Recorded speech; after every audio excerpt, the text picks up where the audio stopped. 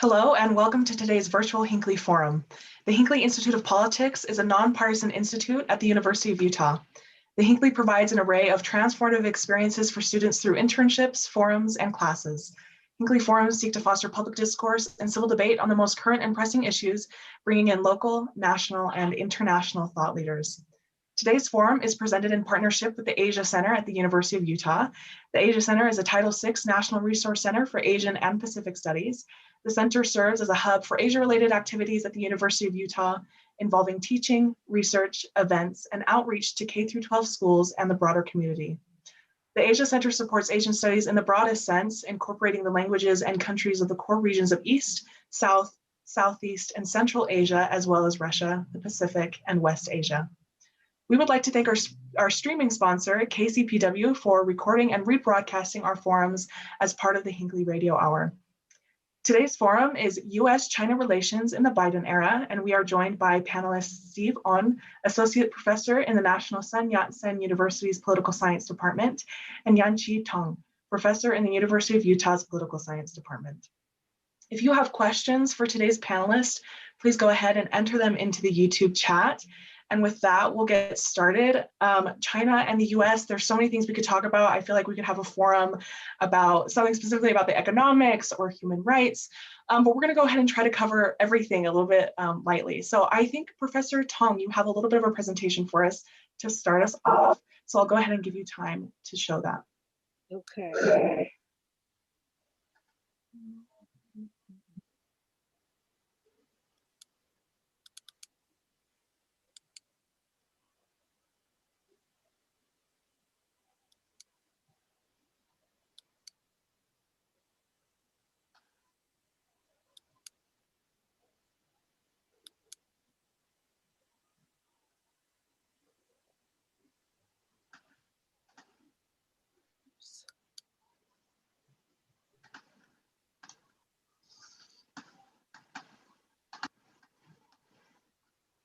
So you can all see this?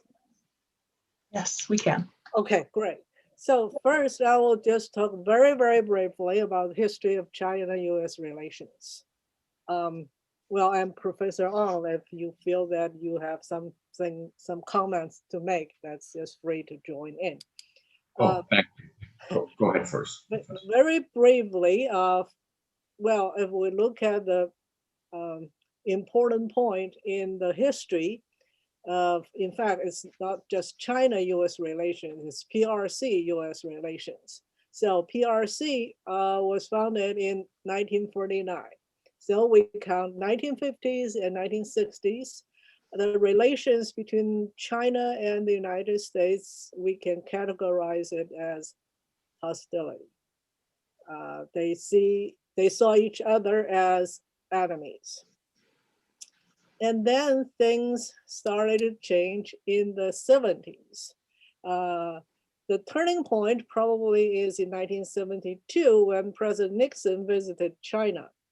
But a visit is just a visit. It didn't change the nature of the relations, but we call that the entire 70s, PRC and the United States has been in pretty warm relations, but we cannot call it very close, but kind of warmer than in the 50s and 60s. Another point in this history was in 1979, when the PRC and the United States established formal diplomatic relations with each other. So since 1979, the two countries started very normal relations, official and normal relations. And then in the 1980s, I call it a China dream for the United States, because after they established formal diplomatic relations, United States really pinned a lot of hope on China to become a market economy, to become a democracy, and this is that. This is a dream that the United States has had for all those years, in the past hundreds of years. I call this China dream. Then another point, important event happened in 1989. That's the Tiananmen protest movement or Tiananmen pro-democracy movement, which was cracked down by the Chinese regime. And then that led to a prolonged period of I cannot say Cold War, but it is very cold. So for all these years, United States in the 1990s, United States has been trying to manage a broken dream. Americans are so disappointed. We thought China would become a democracy, a market economy, and it didn't happen. So we had to manage this broken dream, and the United States tried to think of anything possible to punish China for this broken dream. For example, the most favored nation status, the debate over that, and other sanctions that the United States could think of. Then in the 2000s, when China continued to develop its economy and Chinese power are on the rise, then the major task for the United States is to deal with a rising China. This is a serious challenge. It's very different from the past. Well, enemies or kind of friends or partners, this and that. And now we are going to deal with a rising China. The important events since 2000s, I just put it very briefly. Well, even though there are many things happened in the past 20 years, is after President Trump became the president and he launched this trade war with China in 2018. But also before this trade war actually was over is the COVID-19 pandemic crisis. And these two events under President Trump actually became make the relations between two countries went down to the bottom. Okay, so this is a very brave history of US-China relations. Well, could I just add one point to your fine presentation, Uncle? I would like to mention that in 1999, United States led NATO and the tragedy of bombing the Chinese embassy in Belgrade under President Clinton. That was, in my mind, one of the lowest points, perhaps the lowest, towards the end of the last millennia in the US-China relations. So that's just one small data point that I would like to contribute to your otherwise wonderful presentation, and thank you. It's a very good point. And also I would like to add to your point is this air collision in South China Sea. Oh, exactly. That's another event that actually,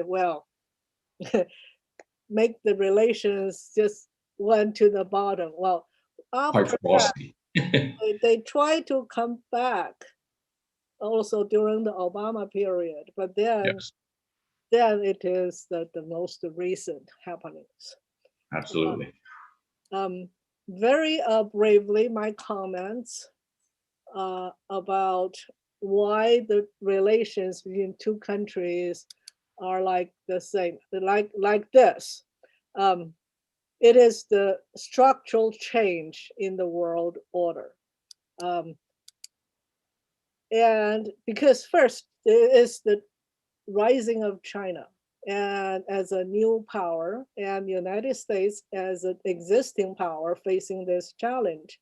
So this is inevitable, this structural friction and structural change in the world order that generated this bad relationship between the two countries.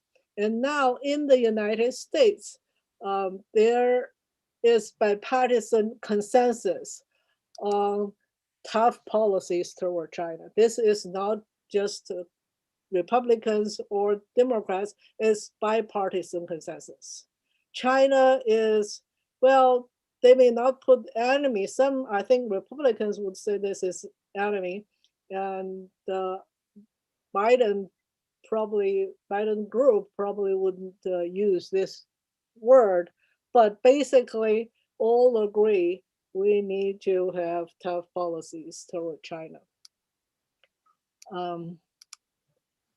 The problem, I think, is the United States has never dealt with a strong rising China since the 18th century. For all these years, China was a weak, backward, even though culturally very different country. But it is a weak country, but not anymore now, especially since 2000. So China and the United States has never dealt with a strong and rising China. So this is very frustrating, I think, for the United States. And this frustration led to hate rhetoric. All these things we heard from Congress, from White House, from all over the United States.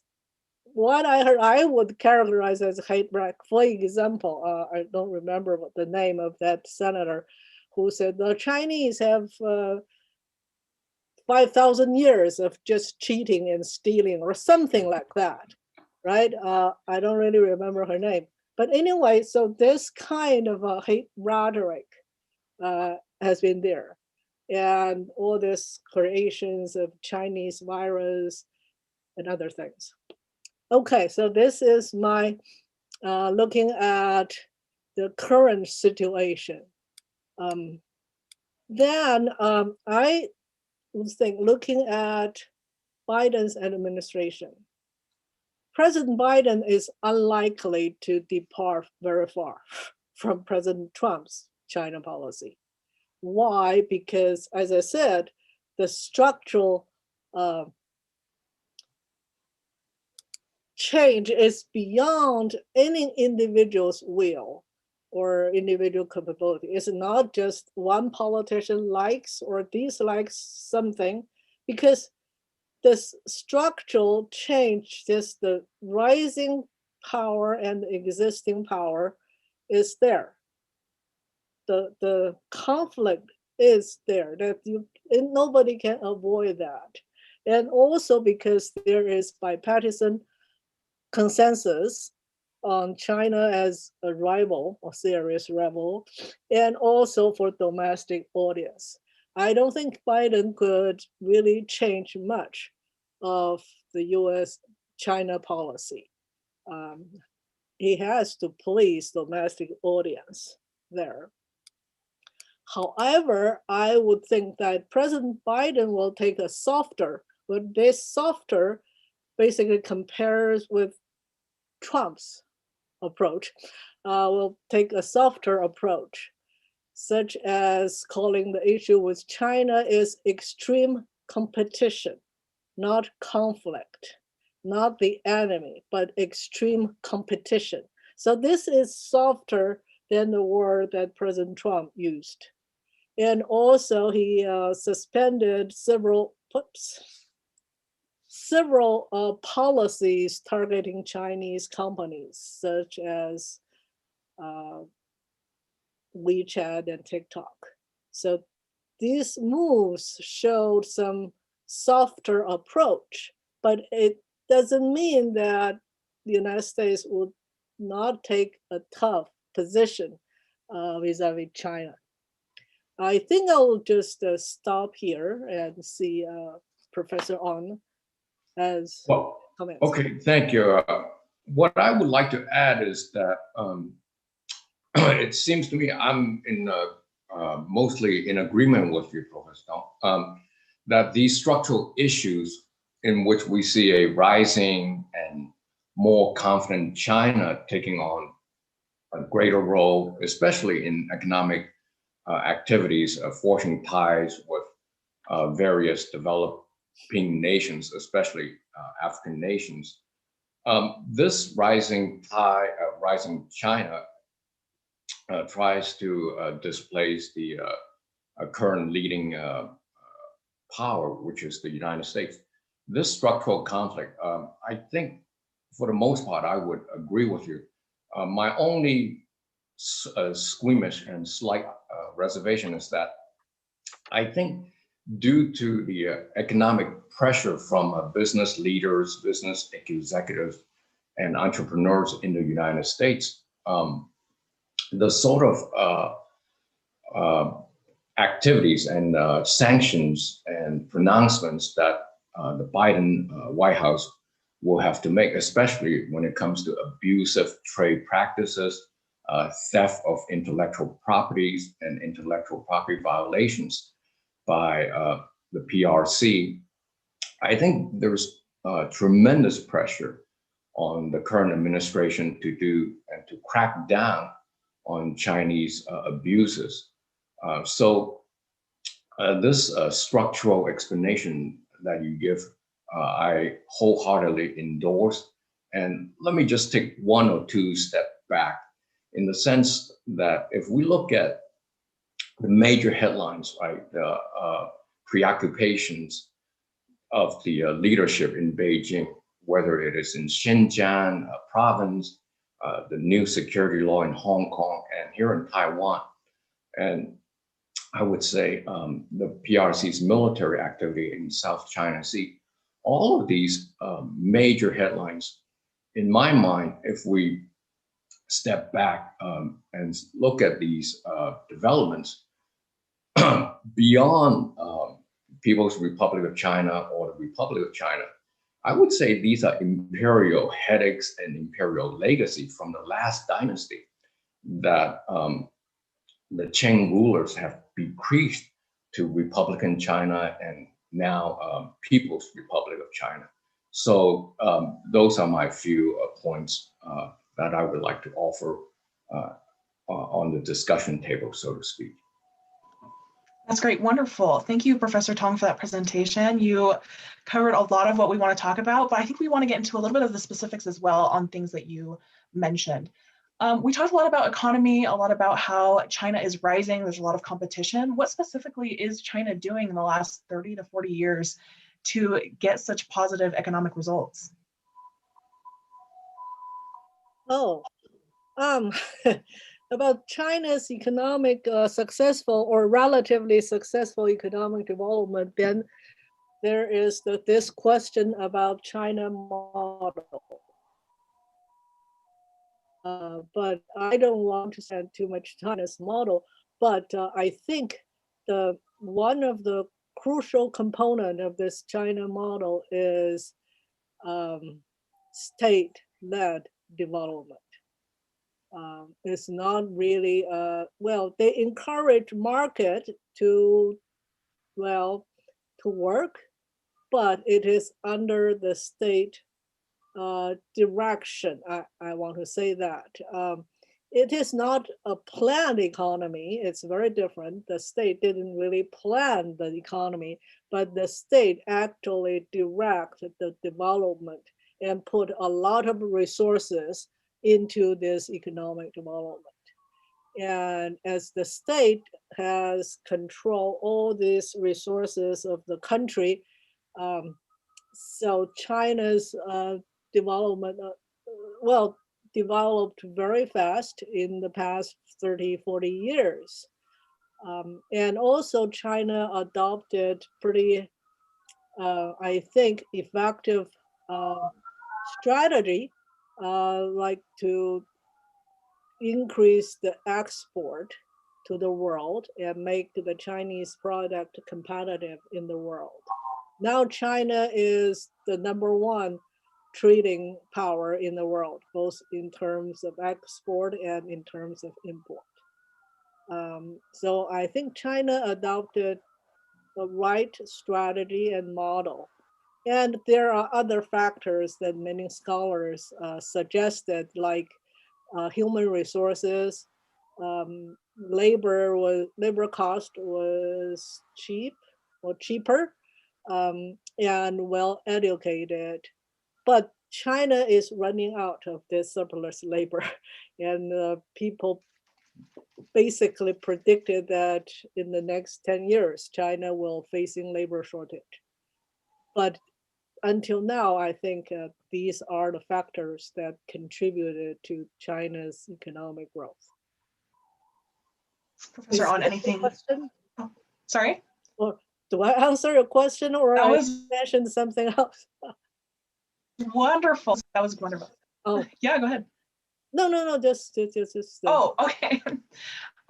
Awesome, thank you. Okay, Professor, as always, if you have something to add, just go ahead and bump right in. Well, let me just add, after the death of Mao Zedong, when Deng Xiaoping ushered in these reforms, I mean, we should look back in the, shall we say, early 70s. Reforms were taking place even during Mao's lifetime, but they were simply overruled by Chairman Mao during his lifetime. And historically speaking, development phase and reform of China, this vast continental state, had there were some movements even during the late Qing dynasty, I would say, the Qing Empire. But I would pick out four major sequences. First, there's the land reform and moving from an agricultural based economy more to a manufacturing base. And that would be the second phase, so to speak. And then the third is foreign direct investments from business executives here in Taiwan and around the world, especially Japan, South Korea, US, and eventually Europe, I suppose, investing in mainland. And obviously in the current phase, I would point out indigenous and local inventions, or at least joint enterprises. So these four major sequences have enabled China to develop and become the world's second largest economy. And by some measure, I would say, I mean, it's very difficult to have too much confidence in the numbers coming out from Beijing. But some studies have suggested that China is already the world's largest economy, or at least within the next 5, maybe 7 years, will become definitely the largest economy.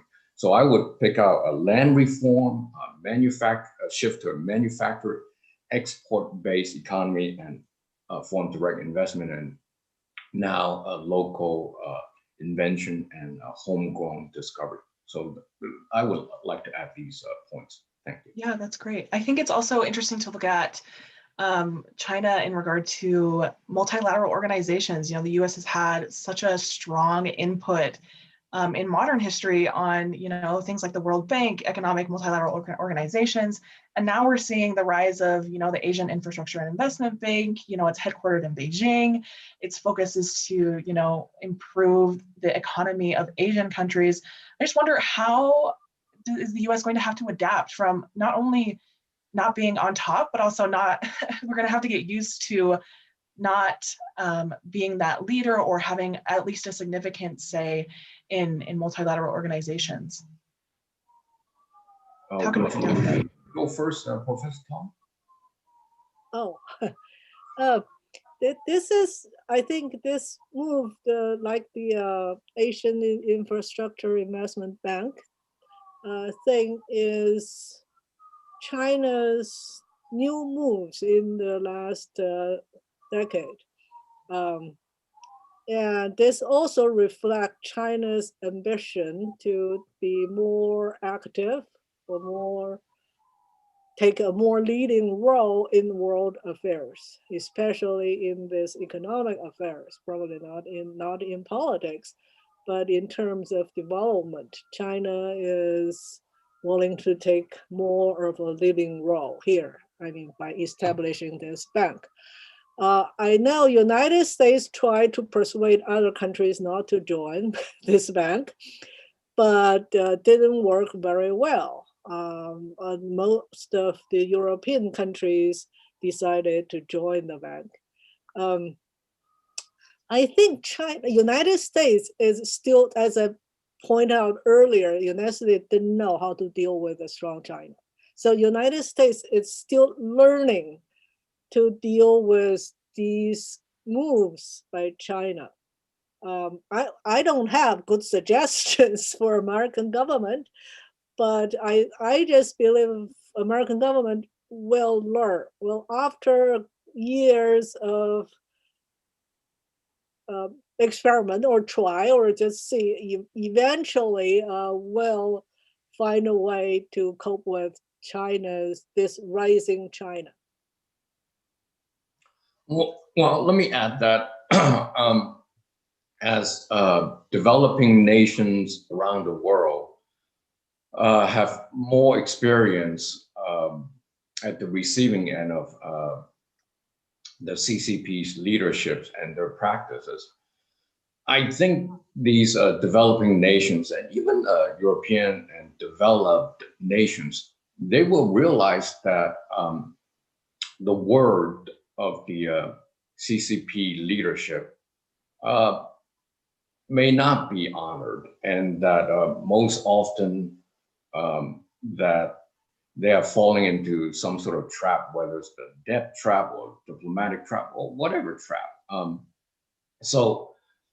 For example, here in the Southeast Asia area, the Philippines, they have signed all of these wonderful agreements, but little of the promises have been materialized. And so I think once we look beyond the fanfare and the publicity generated by these headline-grabbing stories, we will find, and as developing nations have found, that signing these contracts, they may not be getting what they have been promised.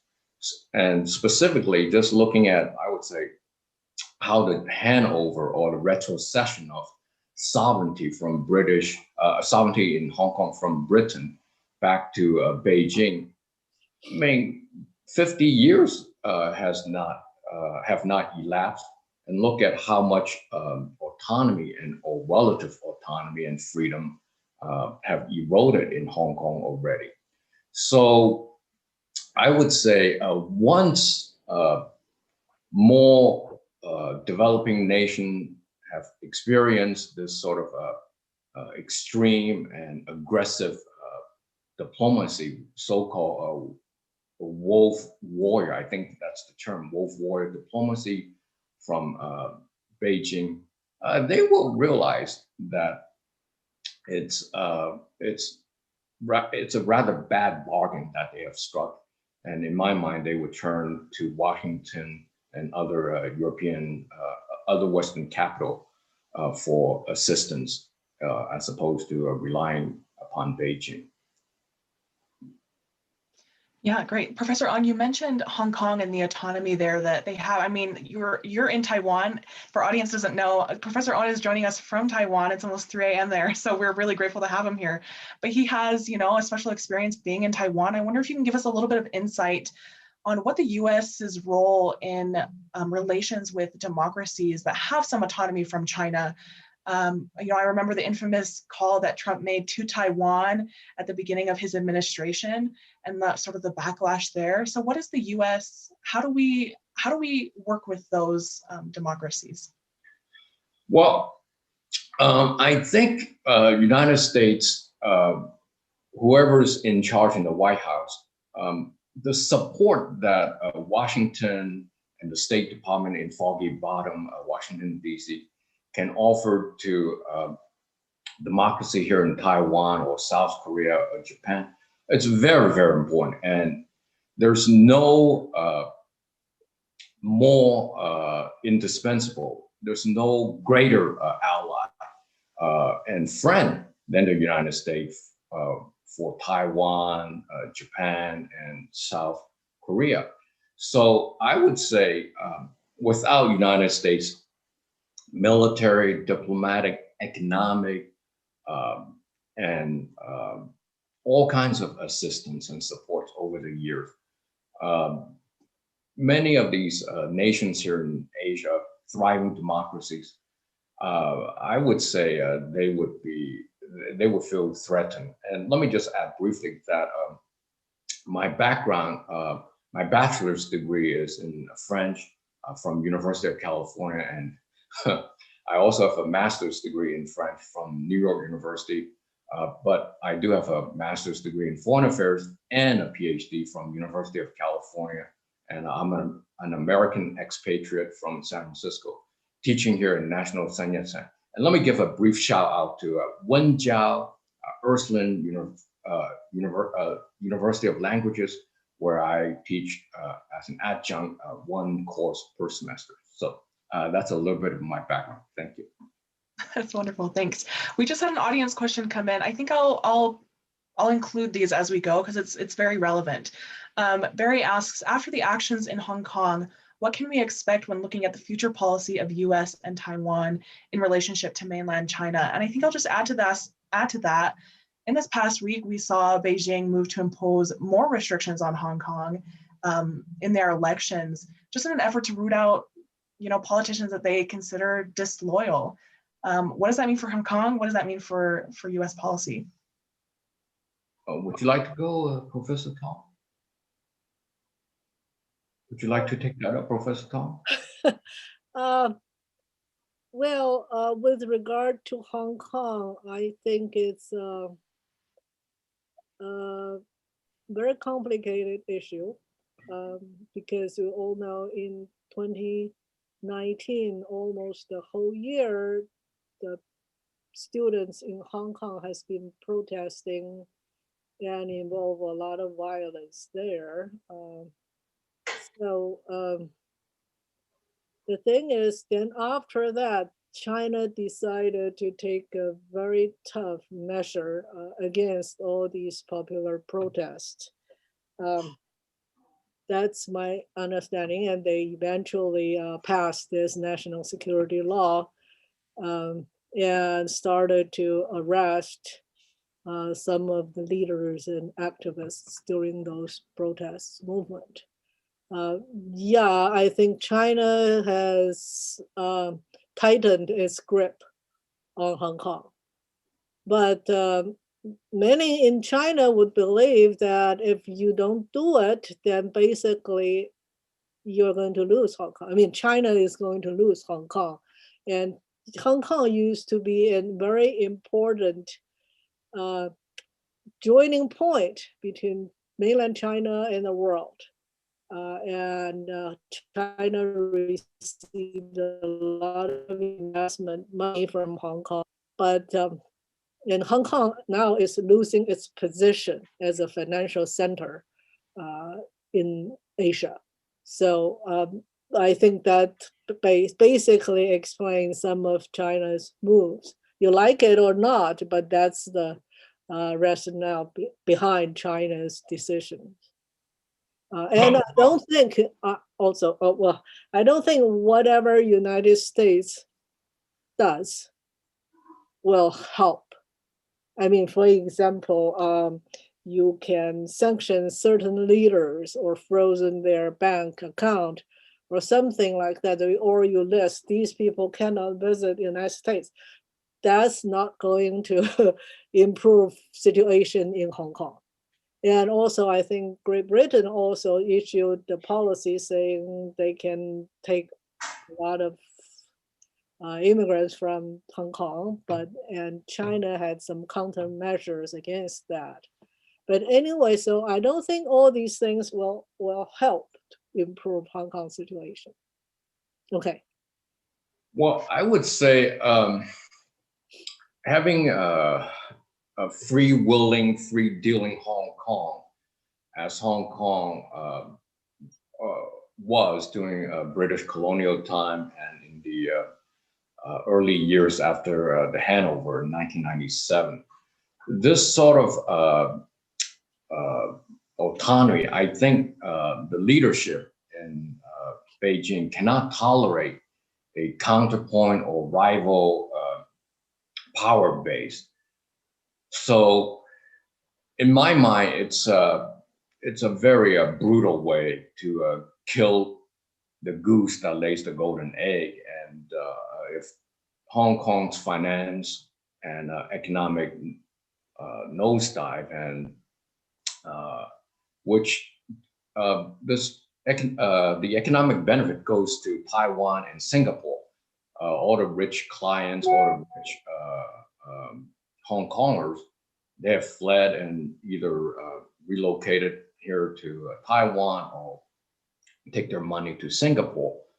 But it seems to me Beijing's rationale behind it is that the leadership in Beijing would like to control and silent dissent, and won't brook or tolerate any deviation from their rule. So that's what I would like to add to Professor Tong's observations. Wonderful, thank you. This brings up an interesting, I think, sort of subject that we don't usually, I mean, I think we talk about, we don't focus on the citizens of mainland China. You know, I think about 20 years ago, we had Tiananmen Square protests led by students. It was a fight for democracy. It's similar to what is happening in Hong Kong. How do the people, can you give us a little bit of insight on how citizens in China might view what is happening in Hong Kong and sort of what, you know, the actions they see happening from their government? Well, we have so many people, and people all think differently. So I cannot summarize one single opinion as representing Chinese people. But from my understanding or my contact with the Chinese, I think I can somewhat summarize the majority. Well, sort of a lot of people's opinion about what's going on, like in Hong Kong. They don't support it. They don't support the protest in Hong Kong. Well, obviously, probably you can find people that tell you that, yeah, I love Hong Kong. I would support those students in Hong Kong. But I can assure you, these are the minority among the population. Even though that's the Tiananmen protest movement was actually 30 years ago. Oh, I apologize. So there's now the entire new generation of course, people who experienced the Tiananmen incident is still alive, but well, time actually do forget a lot of things. So the new generation in China, especially those in the post 90s or even 2000, now the new generations in China, they didn't really have the experiences that their parents experienced. And now they are more confident of China because China in these years have developing so fast. And the people also travel all over the world, the Chinese, and they feel much more proud of China's achievement in the past 30 years. And that they just felt that just the students in Hong Kong, well, are just making trouble. They are less sympathetic toward students in Hong Kong. That's my understanding. I don't claim to represent the majority of the people in China. Right, and that was kind of an unfair question to Professor Owen. Anything to add? Well, I would add that it's very difficult to know exactly the minds of 1.2, 1.3 billion people. So it's similar disclaimer from my part.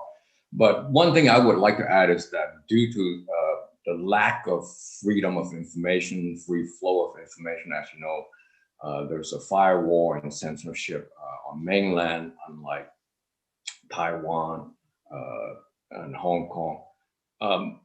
I'm not sure how much the Chinese citizens born after Tiananmen, how much information they can freely access about the Tiananmen incident or massacre of June 4th, 1989.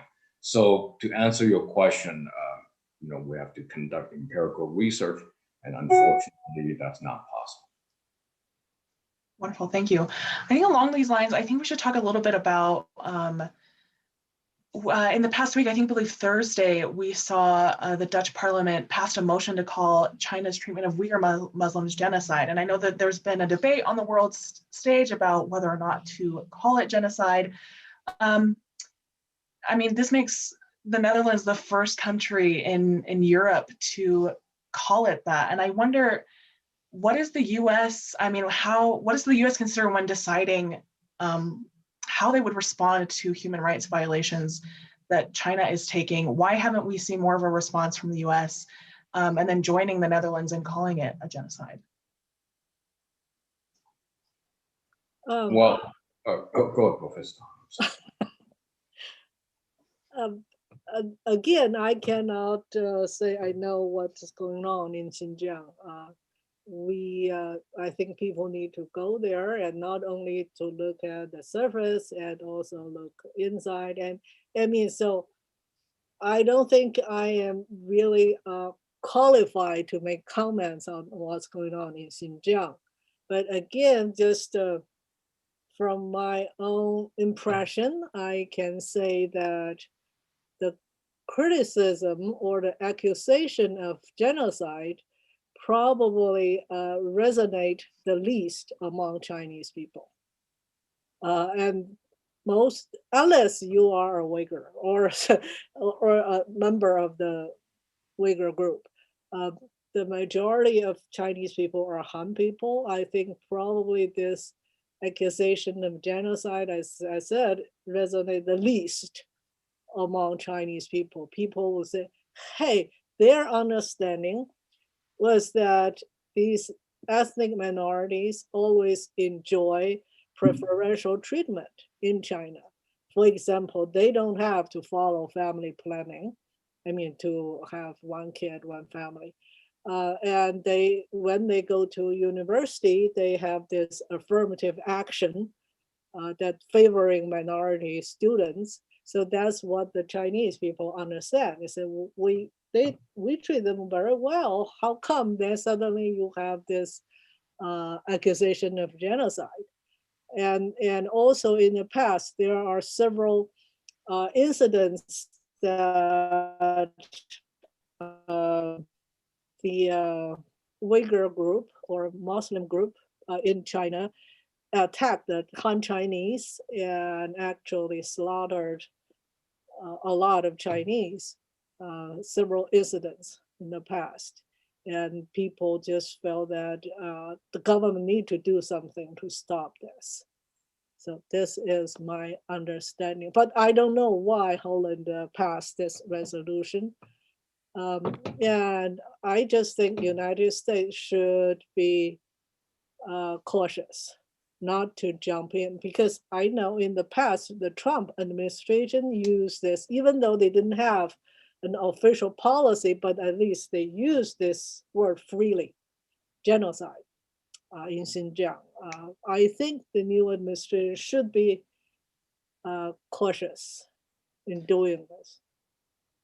Why should they? I think it's an interesting, and I think I would agree with you. But why should we be cautious? If you jump in, it's so hard to just watch your mouth. It's hard to pull back. Yeah. And just to show, because it's not undisputable thing in what's going on in Xinjiang. And I always doubt, of course, some people will provide some evidence, this and that, but I just remember what happened in 2003 when we claimed we have firm evidence that Iraq has the nuclear weapon. And then that led to a war, and that led to how many people died? Not only US soldiers, but Iraqi people. That's disastrous. And based on what evidence? So I just think politicians need to be careful and cautious in issuing these irresponsible labels. Professor Well, Alhani. I think the term genocide has very far-reaching implications. And if the president of the United States uses or draws on the term genocide, it implies both moral condemnation and I think political action ought to be taken by Congress and definitely the executive branch. Now, let me just speak briefly to the Netherlands declaration. I think the Netherlands, generally speaking, has, and with other Nordic countries, they have been very advanced and very progressive when it comes to things like global warming, same-sex marriage, things like that. And the Netherlands declaring genocide in Xinjiang province, I think is part of this tradition of waking up the world consciousness, elevating everyone's awareness of the plights of these minorities, which are their religious monuments and buildings are being dismantled based on everything I have seen. And I would recommend simply do an internet search. And there are many fine publications about the situation and the plights of the Uyghur Muslims in Xinjiang province. Thank you. We have about 13 minutes left, and I love the conversation where we're going. I have one question left, and then I want to get to some more of our audience questions. And Professor Tong, you talked a little bit about the rise of hate crimes and xenophobic rhetoric here in the US with COVID. I wonder if we can get into this just a little bit more. Specifically, do you think Biden's actions with China will, how do you think they will affect what happens here domestically in regard to this? Well, first I have to say I didn't get any, I didn't suffer from any of this kind of discrimination based on COVID-19 occurrence. Because of course I stayed home all the time. I don't go out very often. So I never felt anything like that, the hate crime thing. But I heard and watched some news from other places in the US that some people were attacked or whatever. I do think this is a result of this rhetoric from President Trump. Just think about this. If I am a small business owner and suddenly because of this COVID-19, I lost customers, I basically lost my business. And I have a family to raise. And I am in very desperate situation. And then President Trump says, oh, this Chinese virus, this is communist conspiracy or whatever. And of course, I trust the president. And of course, I hate the Chinese. Of course, some people are more civilized and they basically keep that to themselves, but some people would like to express their hatred for the cause of their misery. I think that's the situation.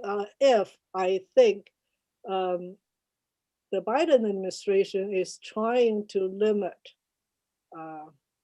the scale of this use of Chinese virus. They said no, it's not, and just to ask people not to use it.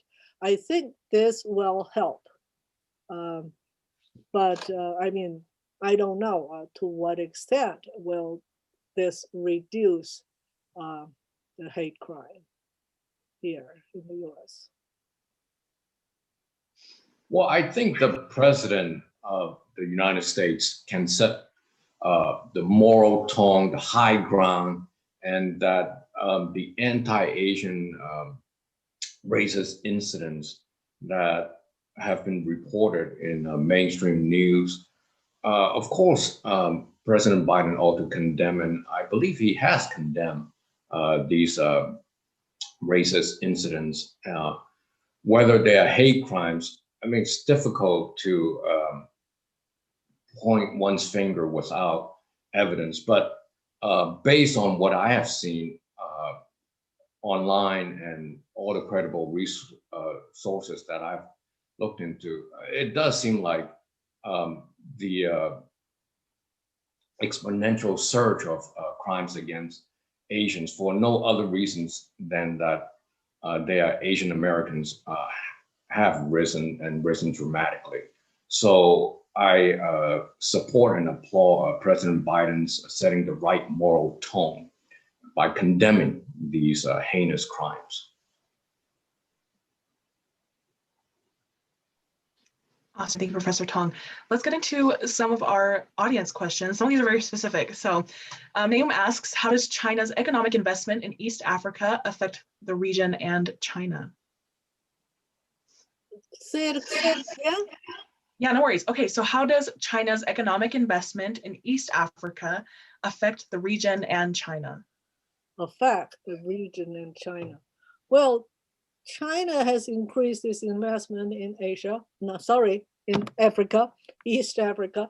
And I think the main purpose is for resources. China wants energy or oil or gas or all these, or some mines from Africa. And actually the continent has a lot of that.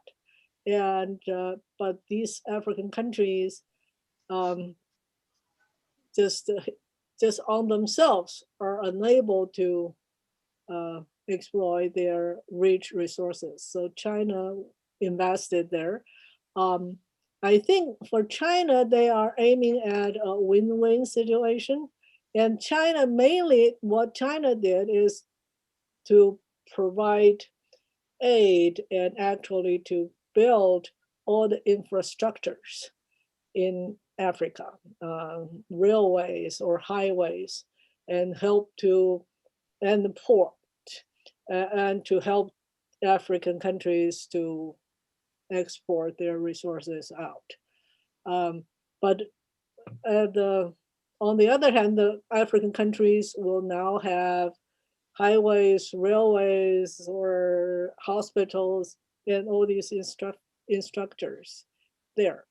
But of course, some may say that, well, China gained much more. This is exploitation or this is neo-colonialism. But I think because I just heard by an African expert, basically he believed that African countries also felt that they were also benefit from this Chinese investment. And in comparison with the help from European countries or United States, because their help always have attached certain conditions on the human rights, on the environment, on some other things. So, but Chinese investment just mainly just don't have these conditions or attachment. So they probably would prefer China's money more than the European money. I think this, well, there are of course a lot of issues there, whether or not Chinese investment provide enough employment opportunities for the Africans, maybe not enough. But anyway, so I just think China benefited from its investment in Africa, and also African countries benefited from China's investment there. Well, let me just add that I would refrain from making too many broad generalizations. I would say it's on a case-by-case basis. So I'm sorry I'm unable to answer the question directly in the sense that Africa, a very large continent with what, 53, 52 nations. So I would have to look at the project, each project, and each investment made to that country or that city. But overall, I tend to endorse what Professor Tong just said. Great, thank you. Let's just end with this last question. I think it's a great question. Preston asks, what role, if any, do private actors in the US, such as organizations like the NBA, play in US-China relations? Yeah, I am an NBA fan. I watch Jazz all the time. Um, well, of course, we all know what happened a year and a half ago when the manager of Houston Rocket made a political comment on Hong Kong situation, and then China shut up all the NBA activities in China. But I think it is resuming now, probably the All-Star game, which will be this weekend, that will be shown on Chinese Central TV. I think this is very important, the role like NBA in China, because I am a fan, so I watch all these websites, discussion forums on NBA basketball. I think there are a huge number of NBA fans. And I think NBA played, they were so frustrated by the sanctions against the NBA, but it doesn't mean they don't support their government doing so, but they were so frustrated that they couldn't watch NBA games. So they were so happy that China is resuming broadcasting the NBA games. And because of NBA, I think these young fans, and because all the fans tends to be young, have very, how to say that, friendly attitude toward American athletes or players. I think that is a good thing for the relations between two countries, but not on the political level, but on the social level. Well, let me just add that we need to make a very basic distinction between the elites or policymakers and what we might call the general mass or innocent civilians, the ordinary people. One-on-one interactions between so-called average Americans and average Chinese citizens, of course, that will definitely engender and create further mutual understandings and mutual goodwills from each side. Whether these citizen-to-citizen or peer-to-peer relations translate to political decisions at the governmental level, that is difficult to say, but of course, I wholly endorse and encourage more citizen-to-citizen visits and communications. So those are my comments. Perfect. Awesome. Okay, we have a minute left. I just want each of you to take like 20 to 30 seconds just to sum up what we've talked about, or what would be your last, what is the last thing you would say in regard to US-China relations? Just to sum everything up. I know it's hard. Yeah, we'll just hope for the best. I do hope that the two countries' relations get back to a more friendly situation instead of seeing each other as the enemy. And just this is wishful thinking, probably from my personal perspective. I would like to see more cooperation between the two countries. And that's, again, it's about win-win situation. And also like to deal, like the situation of this pandemic crisis, um, two countries need to cooperate with each other and just to get over this public health crisis.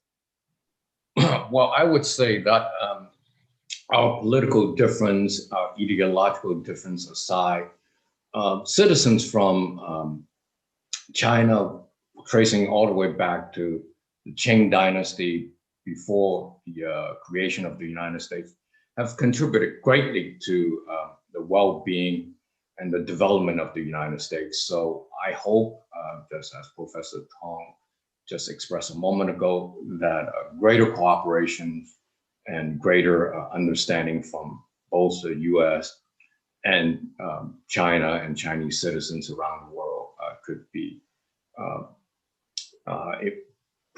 further progress could be made on this front. And we don't want to see innocent civilians and their lives destroyed over political misunderstanding or ideological conflict. That would be my final statement. Wonderful. Those are wonderful ways to end. We appreciate Professor Tong and Professor On for joining us today and sharing your time, your expertise, and your energy with us. And to our audience, thank you for tuning in. We're so grateful to have you with us as well. And we'll see you at the next one. Thank you. Thank you. Thank you very much.